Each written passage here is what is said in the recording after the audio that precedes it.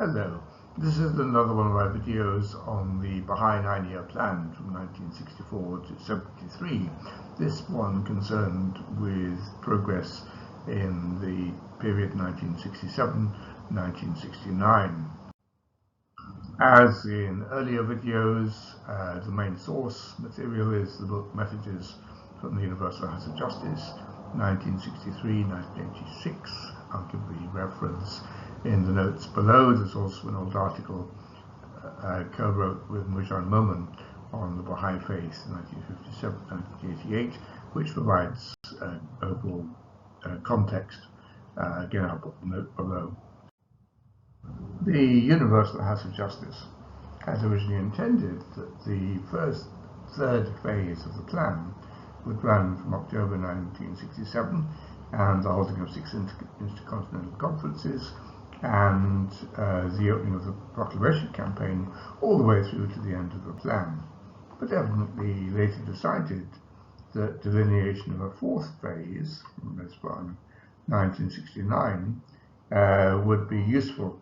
As planned, the proclamation campaign began in October 67, involving a massive effort to attract public attention to the existence of the faith worldwide.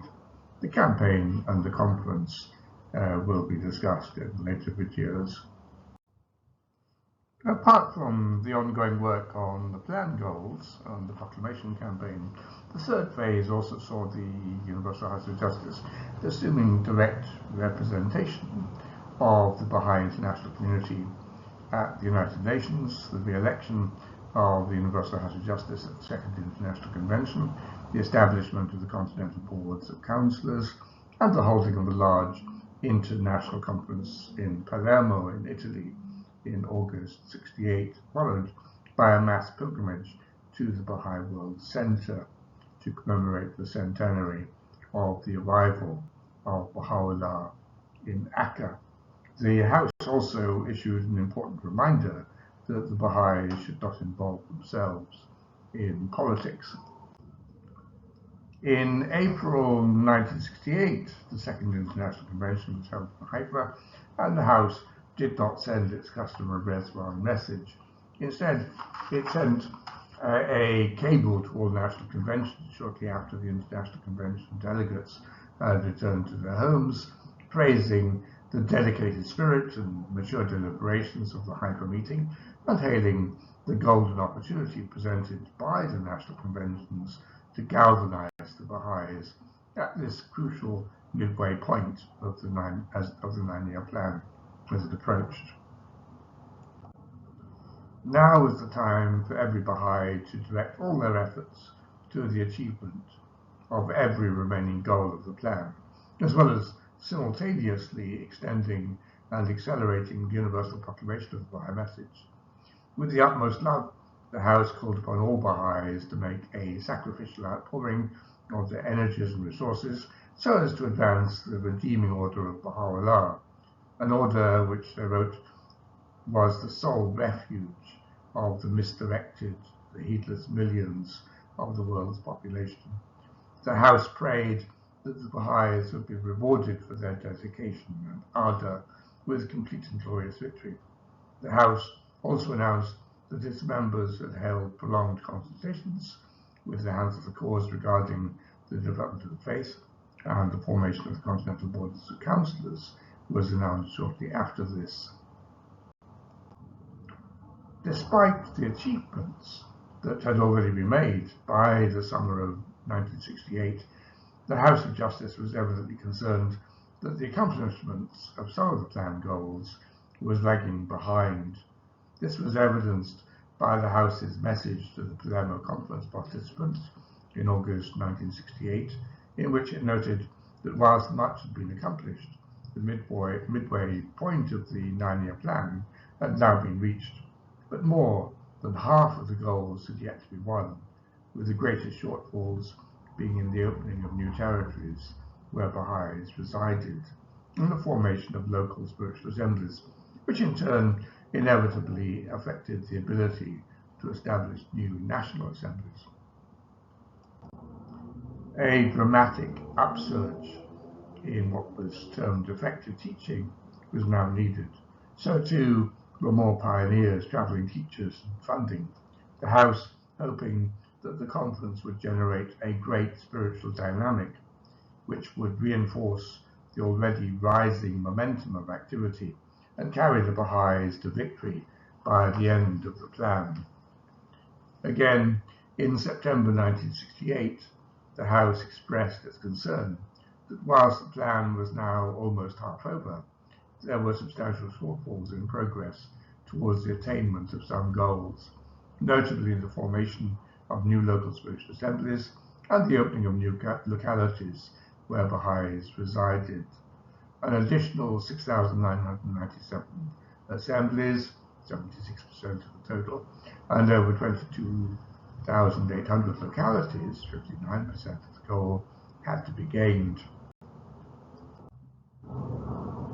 Hundreds of pioneers and traveling teachers were needed, many of whom would serve in their own countries. The Baha'is worldwide should join in the true spirit of universal participation and win the remaining planned goals while there was yet time. Each individual should assume his or her full measure of responsibility so that everyone could share the laurels of accomplishment at the end of the plan. Those who were not able to pioneer to travel teach should contribute to the International Deputization Fund. The House members prayed that the centenary of Baha'u'llah's exile, which had just been commemorated, would mark a significant turning point in the fortunes of the plan.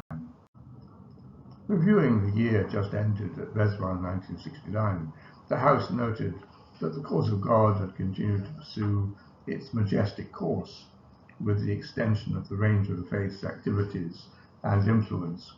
A year of remarkable activity had begun with the Second International Convention and the new election of the House, and had been marked both by the establishment of the new institution, the Continental Board of Councillors, the most significant and far-reaching development, they said, of the year, which had fulfilled the 9-year plan goal of extending the institutional functions at the hands of the cause, and later the Palermo Conference and the mass visitation of Baha'is to Baha'u'llah's shrine, which had followed it. More generally, the Baha'is had managed to attract increasing attention to the healing message of the faith, both through the success of the campaign to distribute copies of the compilation, the Proclamation of Baha'u'llah, and through the Baha'is' utilization of the United Nations designation of 1968 as Human Rights Year to both strengthen their ties with the United Nations and to proclaim the faith and its teachings. Progress towards many of the objectives of the plan was also proceeding well, with great strides towards the achievement of the property, acquisition, translation, and assembly incorporation goals. Preparatory work for the Panama Temple was well advanced, and another 2 national assemblies were now forming, with another 10 planned for the following year. The pace of expansion and consolidation had accelerated, and it fostered and fed, and if fostered and fed, would become a full tide of victorious achievement. So, many thanks to you for listening, and particular thanks to my patrons for their kind support and encouragement. Without them, I wouldn't be able to make these videos. You're very welcome to support my channel if you so wish. Please do like, comment, and share on the videos. It really does help. Subscribe if you want to be notified of future videos. And next week we'll move on to the 4th phase from 1969 onwards. Have a good day.